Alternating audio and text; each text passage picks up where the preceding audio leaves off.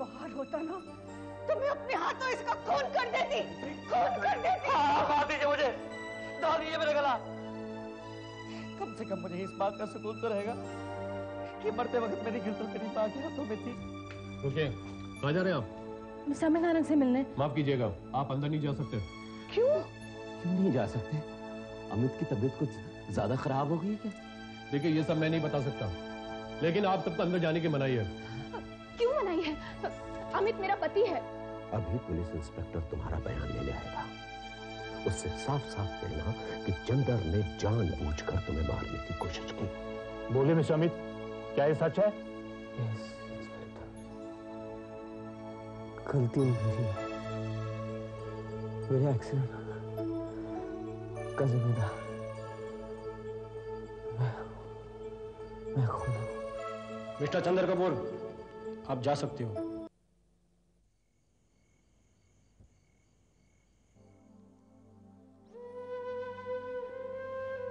गुड्डी, बाउदी अब तक नहीं आए। तू जरा फोन लगा के पता करना डिंकी के घर में। तोते मैं कितनी बार तो फोन कर चुकी, कोई नहीं उठा रहा है। नहीं संतोष दीदी के घर, नहीं डिंकी के घर। मुझे तो समझ में नहीं आ रहा कि आधी रात में किससे पता करने जाए कि बाबूजी कहाँ है। पहले अगर देर हो जाती थी तो बाबूजी खुद फोन कर देते थे, लेकिन आज तो कितना टाइम हो गया और मुझे बहुत डर भी लग रहा है। बंटी, बंटी, और मैं हूं ना यहाँ पे, और मेरे होते हुए तुम डरते क्यों? है किसी की मजाल जो गलत आदमी यहाँ कदम भी रख दे? कल बात नहीं। निकोड़े, हमें इसलिए नहीं डर लग रहा कि कोई आ जाएगा, हमें तो इसलिए घबराहट हो रही है कि बाबूजी अब तक घर आए क्यों नहीं। ओहो, मेरी मानो तो अहमद पाई के घर में फोन करके देख लो, पर आज ही वहीं पे बैठ के शतरंज खेल रहे होंगे। एक बार वो शतरंज खेलने बैठ जाते हैं ना तो उन्हें घर का ख्याल थोड़ा ही रहता है। ओह छोटी, तेरा भी ना दिमाग खराब हो गया। प्राची शतरंज खेलते जरूर है पर घर को नहीं भूलते।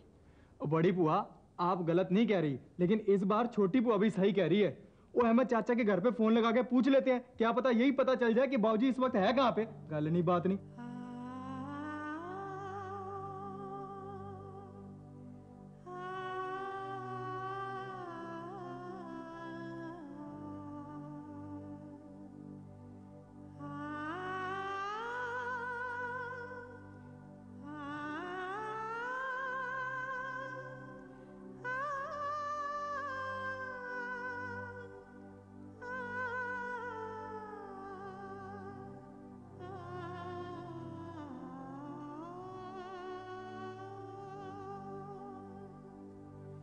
बाबूजी,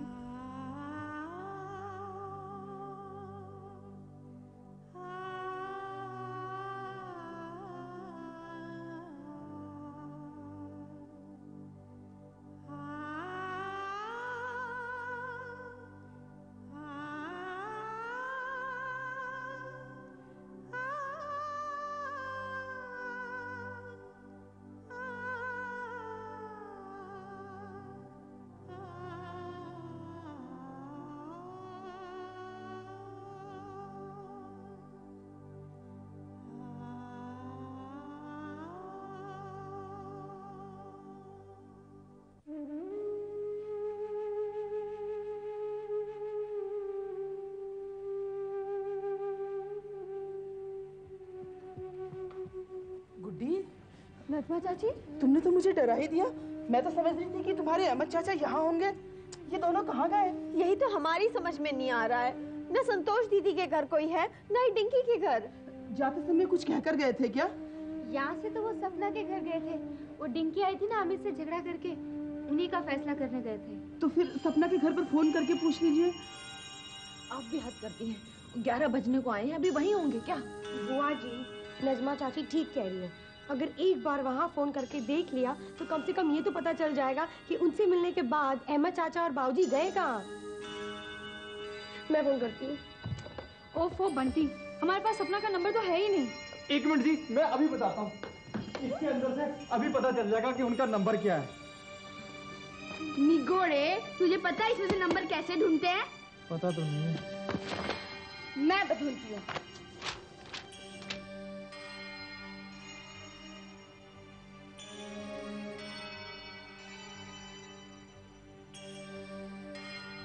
डॉक्टर साहब, अमित अब कैसा है? अमित काफी हद तक ठीक है। हमारा ऑपरेशन कामयाब रहा, लेकिन क्या? उसके जख्म काफी गहरे हैं। मतलब उसे पूरी तरह से ठीक होने में काफी वक्त लगेगा। लेकिन वो पूरी तरह से ठीक हो तो जाएगा नहीं डॉक्टर साहब। देखिए, आप फिक्र मत कीजिए, आज के जमाने में ऐसी कोई भी बीमारी नहीं जिसका इलाज इम्पॉसिबल हो। फिर ये तो टांगों का ऑपरेशन है, कुछ 15-20 दिनों में हम प्लास्टर खोलेंगे और चेकअप करेंगे। भगवान ने चाहा तो सब ठीक हो जाएगा। ये भी बड़ा अजीब आदमी, हमने अमित को इसके हवाले किया और ये कहता है कि भगवान ने चाहा। लाले, वो डॉक्टर भी तो इंसान ही होते हैं, उन्हें भी अपनी काबिलियत के साथ साथ भगवान की दुआओं की जरूरत पड़ती है। मत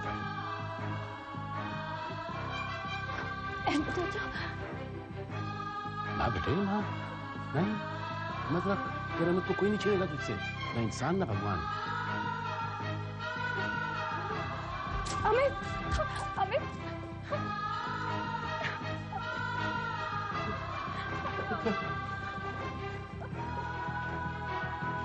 एक्सक्यूज मी, देखिए पेशेंट के पास ज़्यादा लोग ना रहे तो अच्छा होगा। इस वक्त उन्हें नींद का इंजेक्शन देकर सुलाया गया है, घबराने की कोई बात नहीं है। आप लोग कल सुबह आकर पेशेंट से मिल सकते हैं।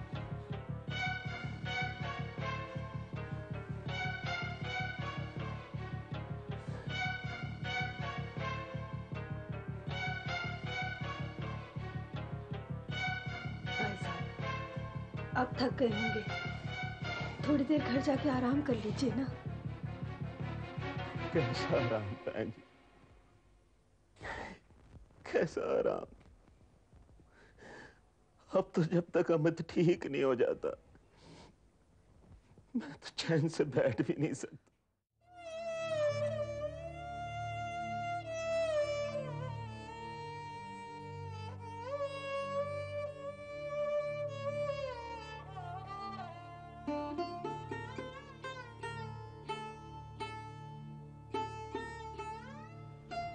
देखिए, इनकी टांगों पे ज्यादा जोर नहीं पड़ना चाहिए। जी।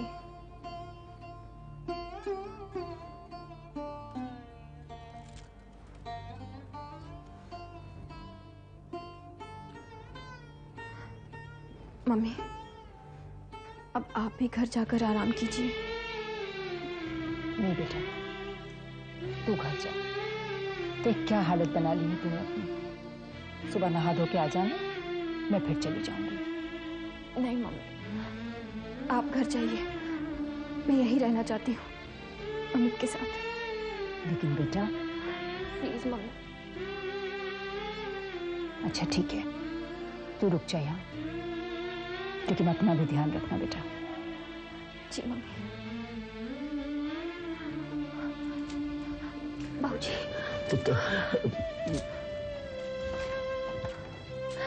बाबूजी, आप घर नहीं गए अब तक? कैसे जाऊं पुत्र, कैसे जाऊं? जान यहाँ अटकी हुई है, शरीर का बोझ लेकर कार कैसे जा सकता हूँ? बाबूजी। हाँ पुत्र, बेटी पे दुख का पहाड़ टूट पड़ा और बाप कार जाकर आराम से सो जाए, ये मुझसे नहीं होगा पुत्र। बाबूजी, मुझे मजबूर मत कर पुत्र, ये मुझसे नहीं होगा। अहमद चाचा, कहिए ना बाबूजी से कि घर जाएं। वहाँ बंटी, मुन्नी, गुड्डी, तोते सब परेशान होंगी बाबूजी के लिए।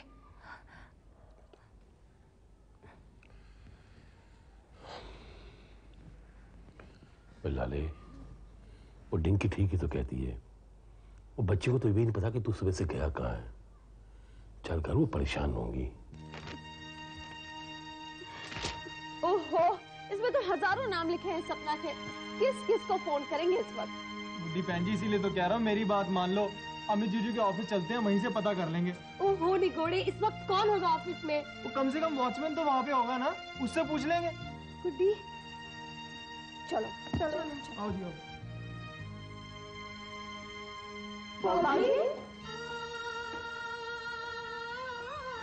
सोए नहीं अभी तक तो? जाता रहे सबके साथ। आपको ढूंढने बाबूजी सपना के यहाँ। न कोई खबर, न कोई फोन। कहाँ रह गए थे आप? हम लोग इतने परेशान हो रहे थे आपके लिए।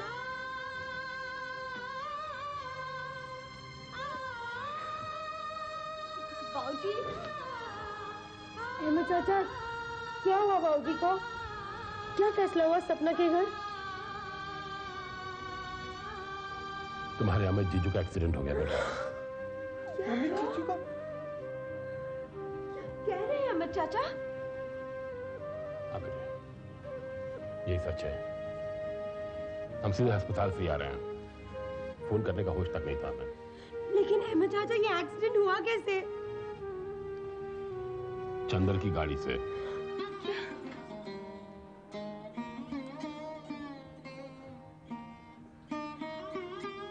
हाय रब्बा, रब्बा, क्या कर रहा है ये तू?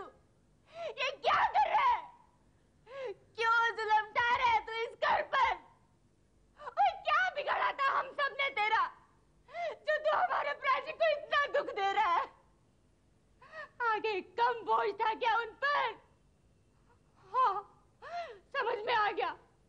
एक कमी रह गई थी, ये दिखाना कि एक दामाद ने दूसरे दामाद का घर उजाड़ दिया। मैं छोड़ूंगी नहीं मैं चंदर को। मैं छोड़ूंगी नहीं। क्या कह रही है? पागल हो गई है? हाँ, मैं पागल हो गई हूँ। नहीं देखा जाता, अब मुझसे नहीं देखा जाता इस घर का दुख। अपने पराजी का दुख नहीं देखा जाता। क्वेता, किस्मत का लिखा कौन डाल सकता है? शायद यही होना था, यही हुआ। इसमें किसी का दोष नहीं, ना चंदर का ना अमित का। अहमद चाचा, अब जिया जी की तबीयत कैसी है? काफी अच्छी है। अहमद चाचा, हम जीजू से मिल सकते हैं? इस वक्त नहीं बेटे, इस वक्त इजाजत नहीं है। कल सुबह मिलना। हम डिंकी से तो बात कर सकते हैं ना फोन पर? डिंकी से भी कल सुबह ही बात करना और सुबह ही मिलना। वही घोड़े, पानी ला बाबूजी के लिए। जी अभी लाया। चल ला, कुछ खा पी ले थोड़ा सा। नहीं अहमद, इच्छा ही नहीं है बिल्कुल। ओए, तेरी इच्छा नहीं है, बच्चियों को भी भूखा रखेगा क्या? सुबह से कुछ नहीं खाया तूने। लता, खाना लगा। जी तूने कौन सा खाया? और तू खाएगा तो धोने वाले मैं भी खा लूंगा साथ में। बाबूजी पानी पी लो।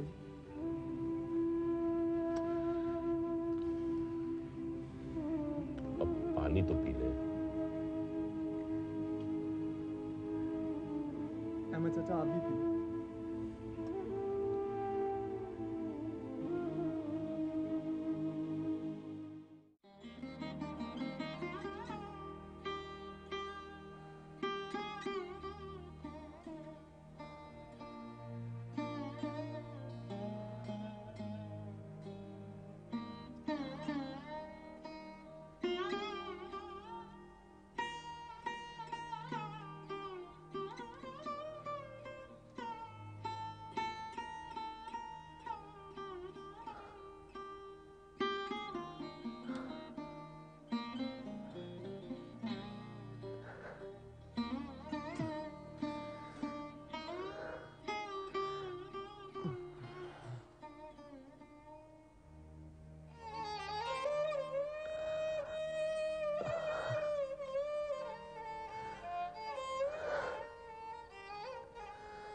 अमृता, अमृता, ये कंबल ओढ़ लो।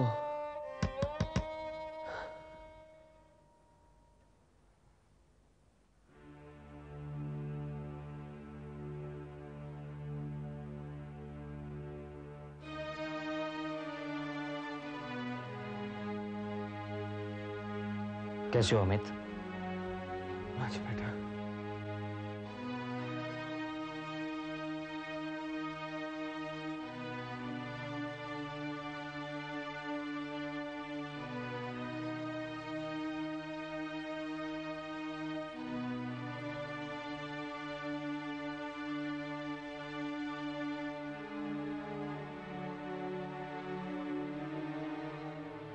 I'm sorry अमित, मेरी वजह से तुम्हारी ये हालत हुई है। नहीं नहीं चंदर, गलती मेरी थी। गुस्से में आकर अपने होश खो बैठा। होश में तो मैं नहीं था। अगर मैं जरा भी चुकन्ना होता तो यह हादसा टल सकता था। जो होना था वो हो गया चंदर।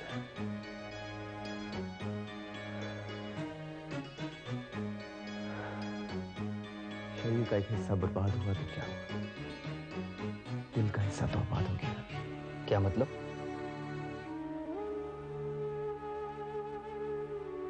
अमृता का विश्वास मैंने वापस पा लिया।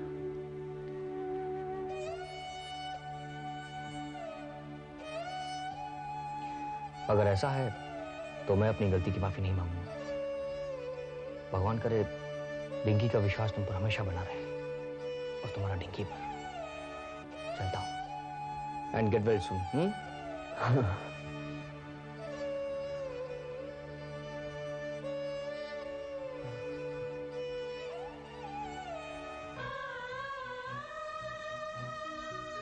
अमित, ये कंबल।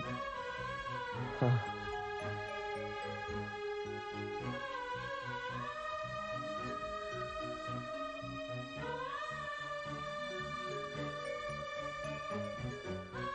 चलता हूं। Take care. Thank you Chander. Bye.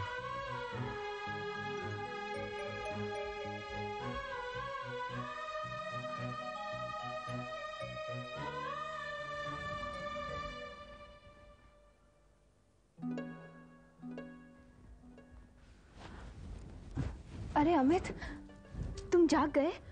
मुझे आवाज क्यों नहीं दी? दी थी अमृता, लेकिन तुम गहरी नींद में सो रही थी। ये कंबल किसने डाला मेरे ऊपर? तुम्हारे जीजा जी ने।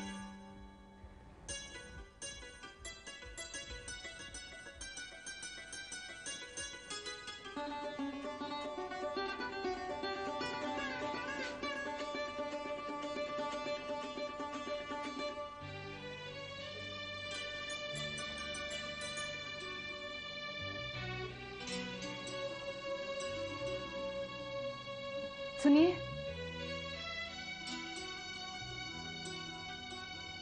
मैं आपसे कुछ पूछना चाहती हूँ। क्या पूछना चाहती हो तुम? यही कि मैं यहां क्यों आया था? नहीं, मैं ये जानना चाहती हूँ कि आपका और अमित का एक्सीडेंट सचमुच अनजाने में हुआ या क्या? या फिर मैंने उसे जानबूझकर मारने की कोशिश की थी? यही जानना चाहती हो ना तुम? और अगर मैं ये कहूं कि इस हादसे की जिम्मेदार तुम हो तो? मैं? क्या मतलब? संतोष, ना तुम मेरी जिंदगी में आती और ना ही मैं अपने होश खो बैठता। तुम मेरे रास्ते का वो पत्थर हो जिसने मेरी सोचने समझने की शक्ति छीन ली है। लेकिन मैं भी इतनी जल्दी हार नहीं मानूंगा। अपना हक हासिल करना ही अब मेरा आखिरी मकसद है। ये आप मुझ पर अपना गुस्सा उतार रहे हैं या उस एक्सीडेंट की सफाई दे रहे हैं जिसकी वजह से अमित यहाँ भर्ती हुआ? मैंने कहा ना, इसकी जिम्मेदार भी तुम हो। और हाँ, अगर मैं कसूरवार होता तो पुलिस मुझे रिहा नहीं करती और मैं यहां पर अमित से मिलने नहीं आता। समझी तुम? रुकिए, जाते जाते इतना बता दीजिए कि आप वाकई अमित से मिलने आए थे? नहीं, डिंकी से मिलने आया था और आज के बाद रोज आऊंगा। समझ गई तुम?